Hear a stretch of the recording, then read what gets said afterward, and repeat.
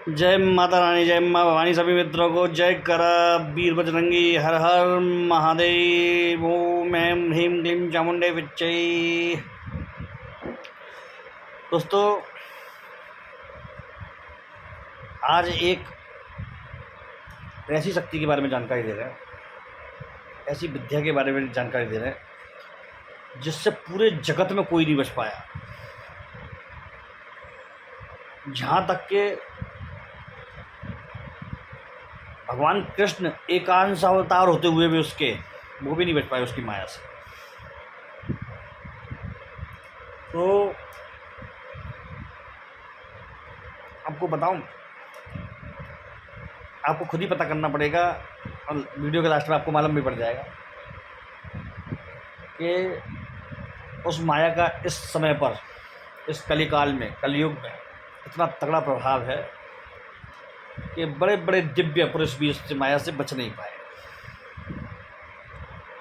बड़े बड़े ज्ञानी ध्यानी संत उस माया से नहीं बच पाए। जब जरासंध ने मथुरा पर आक्रमण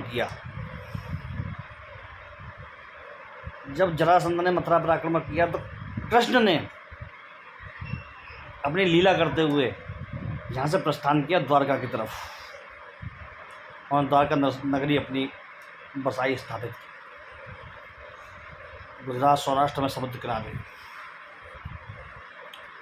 वो योग माया का ही प्रभाव था।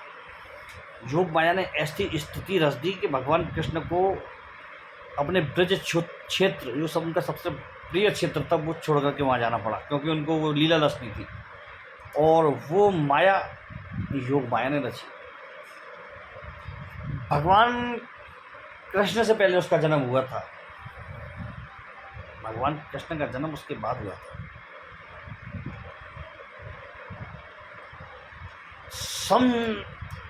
समकला और सम शक्ति है उसके पास।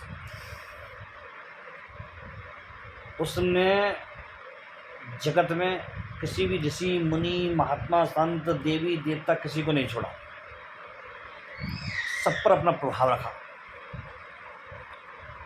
राम जी का जब अवतार चल रहा था, जब राम जी की लीला चलती थी, तो राम भी उस धोबी के प्रभाव में आकर के माया को झेल नहीं पाए।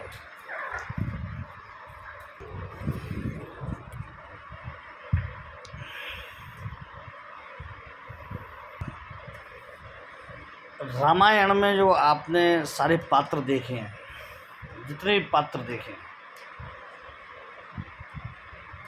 उनमें वीर बजरंगबली और वो केवट जो राम जी को नदी पार कराता है, जिससे राम जी कहते हैं कि क्या तुम्हारा भाई दक्षिणा क्या है, तुम्हारा मूल्य क्या है जो तुमने हमें नदी पार कराई। तो केवट कहता है कि आप आए मेरे द्वार तो पार मैंने उतार दीजो, जब आऊँगा मैं तेरे द्वार तो पार मोय उतारियो। आपसे हम नहीं ले सकते, क्योंकि मैं नदी के पार उतारने वाला हूँ और आप इस जगत की नैया को पार लगाने वाले हैं। ये कहा था।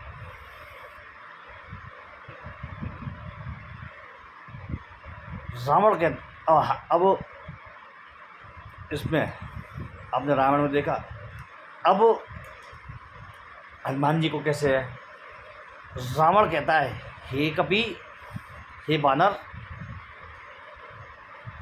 क्या है उसको। अच्छा, ये प्रसंग नहीं दिया जाता है कि क्या है उस राम के पास जो मेरे पास नहीं है।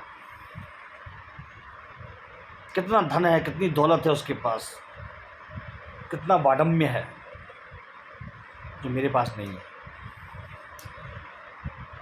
वो वनवासी तुझे क्या देगा, वो वनवासी, उसमें राम जी का वनवास था, वो वनवासी तुझे क्या देगा जो मैं दे सकता हूँ। मेरे पक्ष में आ जाओ, मेरे लिए कार्य कर, छोड़ दे उस मोह माया को। तो हनुमान जी कहते हैं, मूर्ख, उन श्री राम के बारे में तू क्या जानता है जो तू इतनी बकवास कर रहा है, इतनी बातें बना रहा है, इतने घमंड के बोल रहा है। ऐसे अब शब्द या अपवचन न बोल, क्योंकि तू उनके पैरों के अंगूठे की धूल के बराबर भी नहीं। पैर का अंगूठा उसकी धूल उसके बराबर भी नहीं। बात विवाद चलते चलते इतना रावण को गुस्सा आया, फिर लास्ट में बोला था कि सेनापति और सैनिकों इस बानर की पूंछ में आग लगा दो। ये सब चीज़ें गायब कर दी गई। कई प्रसंग ऐसे हैं जो नहीं हैं। हाँ, वो किंवदंतियों में जीवित हैं वो, क्योंकि राम की तरफ से हनुमान जी का मुंह मोड़ने के लिए जो वार्तालाप था उसका, वो कहीं बहुत कम मिला है मुझे, आज तक मिला नहीं है। कई जगह नहीं मिला, बहुत कम एक आध जगह मैंने पढ़ा है इसको। अब हम आते हैं महाभारत में। महाभारत में योग माया से कौन मुक्त था? महाभारत में न तो युधिष्ठिर योग माया से मुक्त था, न अर्जुन था, न नकुल था, न सहदेव था। दुर्योधन और दुशासन की तो बात ही अलग है।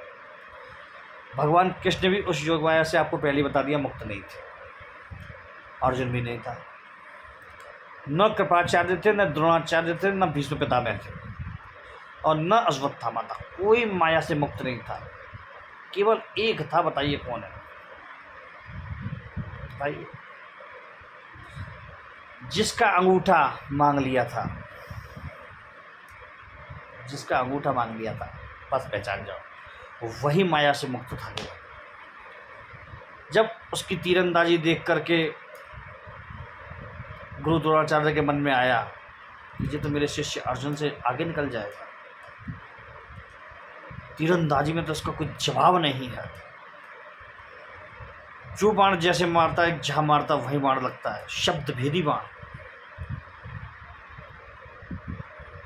कुत्ता जब चिल्लाया तो एकलव्य ने वो बाण चलाए कि कुत्ते के मुंह में पूरे में बाण भर गए, और कुत्ते को चोट लगी नहीं तनिक भी, कुत्ता घायल हुआ नहीं तनिक भी, और कुत्ते की आवाज रुक गई।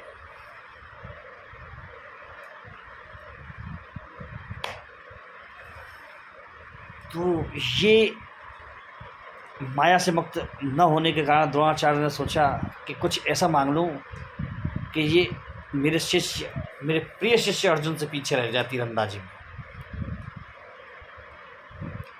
ये बस मैं तेरा अंगुष्ठ मांगता हूँ। अब माया से मुक्त था एकलव्य, खड़ाक काट के दे दिया। उसे मालूम था क्या होगा, उसे मालूम था, लेकिन वो समर्पित था। माया मोह नहीं थी उसके अंदर। आगे 3-4 पात्र ऐसे हैं जो माया से मुक्त थे महाभारत में।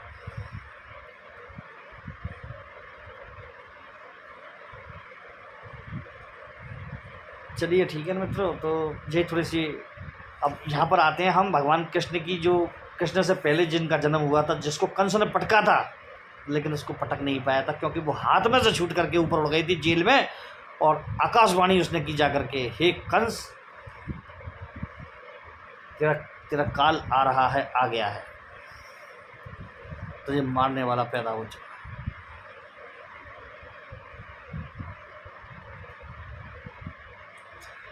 तो कृष्ण की बहन थी, लेकिन सम पावर थी, सम ताकत थी, क्योंकि वो थी महायोग माया। आदि शक्ति माता पार्वती, आदि शक्ति माता दुर्गा, और ब्रह्मपूर्ण शक्ति माँ काली, महाकाली, महाकाली, और फिर दशम विद्या जो कि महाविद्या के रूप में आती है, और फिर नव दुर्गा, 64 योगिनी, जो कला विकला सकला, कला का महाकाली, कला का शक्ति भेद उग्र रूप माता दुर्गा, दुर्गति को रोकने वाली, दैत्यों का समन करने वाली माता पार्वती, करुणामयी, ममतामयी, सेवा की मूर्ति, सब भेद मिल करके महामाया योग माया बनी। पूर्ण अवतार और इस धरती पर गर्भ से जन्म लेने के कारण योग माया बनी। तो दोस्तों, यदि आप योग माया का प्रयोग करना चाहते हैं तो आपको सीधा सा एक विधान बताता हूँ मैं, बहुत सुंदर विधान। चटक लाल रंग की चुनरी और चटक लाल रंग का लहंगा और चटक लाल रंग के 2 रुमाल, समझ रहे हैं, और लाल बर्फी, गुलाबी या लाल या केसरी है बर्फी। यदि आपको अपनी कुल देवी नहीं मालूम है,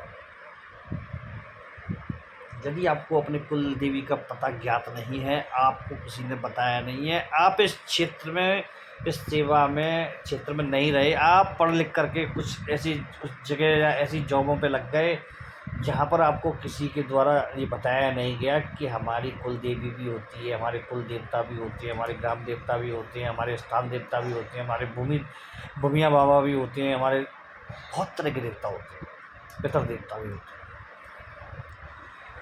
तो उन लोगों को मालूम नहीं होता है, लेकिन वो लोग तब मालूम करने के लिए तड़प उठते हैं जब उनके ऊपर भयंकर मुसीबत आती है, संतान नहीं होती, या फिर बहुत ऊंचाई पर, बुलंदी पर पहुंचने के बाद धड़ाम से ज़मीन पे आके गिरते हैं 100 किलोमीटर नीचे। तब उनको बताते हैं लोग कि आपके कुल देवता नाराज़ हो गए हैं, या कुल देवी नाराज़ हो गई है, क्योंकि आपने इतने कार्य कर दिए लेकिन उनको कभी एक पत्तल भी नहीं निकाली, उनको पूछा नहीं। तब मैं ये योग माया का प्रयोग आपको बता रहा हूँ जो मैंने बताया था। चटक चुनरी, चटक लहंगा, खूब डिजाइनदार, और यही प्रसाद 90 रुपये उसका प्रसाद होगा। बार आपका होगा, बार आप गुरुवार ले सकते हैं, शनिवार ले सकते हैं और सोमवार ले सकते हैं। इसके अलावा आप कोई बार नहीं लेंगे, ठीक है जी। आप लीजिए और ले करके आप प्रसाद लगाइए, प्रसाद लगा करके उसे बांटिए, और बांटने के बाद 2-3 के मात्र आप अपने परिवार में बांट करके खा लीजिए। माँ को प्रसाद लगाने से पहले आपको एक कंडा लेकर के गाय के गोबर का उपला, और उस पर 9 लौंग, 9 इलायची, 9 बतासे, जोड़ा नहीं लेना, 9 लेनी है, ध्यान रखिएगा। 9 बतासे, 9 रुपये उनके अलग, वो कहीं भी देवी मंदिर में या किसी भी जगह पे दान कर देना, वो डाल देना, मतलब दे आना, मतलब 9 पीस मिठाई के, 9 बादाम, 9 काजू, और मिठाई के कितने भी छोटे पीस हो कोई दिक्कत नहीं, 9 पीस होने चाहिए। 9 गुलाब के फूल और 9 जगह इत्र रुई में लगा करके, और हाथ जोड़ करके आंख बंद करके प्रार्थना करनी है, हे माँ, यदि मुझसे कोई भूल चूक हो गई है, यदि मैं आपका कोई कार्य भूल गया हूँ, नहीं कर पा रहा हूँ, तो हमें माफ़ करते हुए आप संपूर्ण जगत की योग माया रूप में हमारी सेवा स्वीकार करें, और मैं ये सेवा अपनी कुलदेवी के लिए कर रहा हूँ, वह सेवा उन तक पहुँच जाए। हे योग माया, आप मेरी कुलदेवी तक ये सेवा को पहुँचा दें, बस इतना सा है। उस कंडे को जला दें कपूर डाल के। बिल्कुल मैंने चमत्कारी और चीटक वाला प्रयोग आपको बता दिया है। इस प्रयोग को करने के बाद आप जान जाएंगे कि कैसे प्रयोग होते हैं और क्या महसूस होता है। दोस्तों, मेरी मजबूरी है, मेरे वीडियो बहुत लंबे हो जाते हैं यदि मैं पूरा प्रयोग देता हूँ या पूरी जानकारी देता हूँ, क्योंकि आप एक चीज़ को अच्छी तरह समझ लीजिए। आजकल जो ज़माना है वो ज्ञान का, जानकारी का नहीं है, चटक-मटक का है। आपको हमेशा वही प्रयोग पसंद आएँगे जो 2 मिनट के, 5 मिनट के होते हैं, जो करे और देवता आपके सामने आके खड़ा हो गया हाथ जोड़ कर के, हाँ, बता मैं तेरे लिए क्या करूँ? तब आप गब्बर की तरह कहते हो उससे कि कितने आदमी थे? तो देवता कहता है कि जितने भी हैं मैं सही कर जाऊँगा सबको। ऐसा नहीं होता दोस्तों। हमेशा हकीकत की दुनिया में जीना चाहिए। एक तिलक लगाने से कोई वशीकरण नहीं कर लेता। एक मंत्र बोलने से, 2 मंत्र बोलने से, 11 मंत्र बोलने से कोई किसी बड़े लक्ष्य को हासिल नहीं कर लेता। यदि वो होता तो हम इस जगह पे नहीं होते, आप मेरी जगह पे होते। क्योंकि 2-2 मिनट के प्रयोग हैं, तो आप तो हज़ारों कर पाएँगे और मैंने 27-28 साल में एक आधी 2 ही प्रयोग कर पाया हूँ अब तक। माता हनुमान जी, बगलामुखी माता, काली, शमशान काली, माता धूमावती, तारा, छिन्नमस्ता, थोड़े से प्रयोग कर पाया हूँ। अवस्था मेरी बहुत लंबी थी, लेकिन अवस्था मेरी बहुत लंबी थी। एक-एक प्रयोग मेरा सालों का है। सबसे बड़ा प्रयोग मेरा बगलामुखी 18 साल, तो प्रयोग मेरा सालों के रहे। हनुमान जी 11 साल, 7, तो आप समझ लीजिए आप कि आप मुझसे बहुत आगे हो जाते थे। तो वो 2-2 मिनट के प्रयोग सफल नहीं होते। प्रयोग हमेशा तीक्ष्ण ताकत देखनी हो तो लंबे किए जाते हैं। किसी भी शक्ति को यदि कार्य करने के लिए आपको तैयार करना है तो फिर उसके लिए आपको मेहनत करनी होती है। यदि आप कोई वार्षिक एग्ज़ाम है आपका, ईयरली जो पेपर होते हैं, तो उसके लिए यदि आप चाहें कि 2 दिन में, 10 दिन में पढ़ाई करके या 20 दिन में पढ़ाई करके आप अगर तैयार हो जाएंगे तो आप शायद गलत हैं। आप कितने भी इंटेलिजेंट हो, आपको महीना भर भी दे दिया जाए अगर 1 साल की पढ़ाई करने के लिए, तो आप कतई नहीं कर पाएंगे। आप कितने भी दिमागवार हो, आप चूक कर जाएंगे कहीं ना कहीं, समझ गए ना? क्योंकि जो प्रिपरेशन आप कितने लॉन्ग टाइम में करेंगे उसको एकदम शॉर्ट टाइम में आप नहीं कर सकते। जो लॉन्ग टर्म इन्वेस्टमेंट होता है वो हमेशा ज़्यादा अच्छा फल देता है बजाय शॉर्ट टर्म इन्वेस्टमेंट के। ध्यान रखिएगा बात को। ये सब चीज़ें छोटी छोटी जब ये आप पकड़ लेंगे तो समझ लीजिए साधना क्षेत्र में, पूजा क्षेत्र में आप निश्चित सफल होंगे। एक चीज़ और, होम्योपैथी की दवाई है, बहुत धीरे धीरे असर करती है। आदमी को लगता है ये कोई असर ही नहीं कर रही है, लेकिन एलोपैथी या हार्ड अंग्रेजी दवाई के मुकाबले वो 10 गुना ज़्यादा ताकतवर होती है, 10 गुना ज़्यादा परफेक्ट होती है बीमारी को अंदर से बाहर निकालने में। वो सब चीज़ें होती हैं। और फिर होम्योपैथी को उस एक तरफ कर दो, फिर हमारा शुद्ध विशुद्ध आयुर्वेदिक वो 100 गुना होती है। समझ लीजिए आप इस बात को। जब आप चीज़ों के उसमें जड़ में जाएंगे तभी उसको पकड़ पाएंगे कि जड़ क्या है इसकी। चलिए मित्रों, हाँ, एक छोटी सी बात और ध्यान दिला दूँ आपको, क्योंकि आज दिन भर में ऐसे चले हैं, तो 3 दिन से लगातार चल रहे हैं, तो आज मैंने घोषणा कर दी इस बात की। देखिए मित्रों, पंचमुखी हनुमान कवच मैंने कुछ खास लोगों के लिए बनाए। यदि कोई भूला भटका, किसी को ज़्यादा ज़रूरत है, मुझे व्हाट्सअप मैसेज कर सकता है। केवल मैसेज, कॉल नहीं। कॉल नंबर मैं ब्लॉक कर दूंगा, ध्यान रखिए। कॉल कोई ना करे इस नंबर पर, क्योंकि सैकड़ों नंबर ब्लॉक हैं। 9760986145, ठीक है ना? तो इस नंबर पर आप मैसेज करके मुझे पूछ सकते हैं। मैंने उसकी छोटी सी एक दक्षिणा भी रखी है, विशुद्ध चांदी के लॉकेट में दूंगा आपको बड़ा।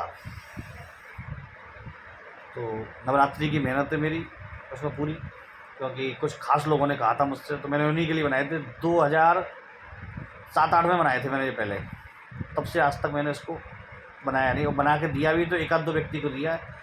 जिसको दिया है वो सफल रहा है, क्योंकि पंचमुखी हनुमान की ताकत बहुत ज़्यादा होती है, लेकिन करने वाले में भी फिर कैपेसिटी होनी चाहिए, वो पूरी विधान से उसको करे, तभी ये होता है, अन्यथा ये होता नहीं। तो 2 दिन से लोग बता रहे हैं मुझे मैसेज करके, गुरुजी हम मथुरा आए, आपको ढूंढा, आपके घर भी सब जगह गए, आप पुराने मिले नहीं, आप बता रहे थे लोग बाग मथुरा में नहीं। तो हाँ भैया, ये बात सही है। मैं अभी थोड़े समय तक 27-28 तारीख तक बाहर ही हूँ, तो इसलिए आप परेशान ना हो फालतू। 27-28 तारीख ध्यान रखिएगा। मैं आपको खुद पहुँच अब जब अवेलेबल होऊंगा आपके लिए तब, क्योंकि मैं बाहर रहूँगा तो आप घूम करके चले जाए, कोई उसका मतलब नहीं बनता है। उसके बाद ही मेरा आपसे संपर्क हो पाएगा। नंबर वो एक्टिव नहीं रहेगा, क्योंकि बाहर रहता हूँ तो दूसरे नंबर एक्टिव रहते हैं मेरे, तो मैं ही मैसेज वगैरह संपर्क कर सकता हूँ आपसे। बाकी व्हाट्सअप मैसेज में ही आपको डाल दें तो जवाब दे पाऊँगा, वो भी पक्का नहीं है कि उस समय जवाब दूँ। मैं घंटे 2-4 घंटे बाद जब कोई मुझे दिखाएगा कि आपका मैसेज आया तब मैं जवाब दे पाऊँगा, क्योंकि 9 दिन तक ये सेवा में रहने के कारण फिर मैं थोड़ा सा बाहर भी काम रहते हैं मेरे, तो मैं निकल जाता हूँ। ठीक है ना। लोग कह रहे थे कि गुरुजी आप मिले नहीं, तो फालतू में 28 तारीख से पहले कोई नहीं है, मतलब ही नहीं बनता है। चलिए मित्रों, आप सबको जय माता रानी की, जय माँ भवानी, जय माँ बगलामुखी, और जय श्री राम, जय हनुमान जी महाराज, जय हो।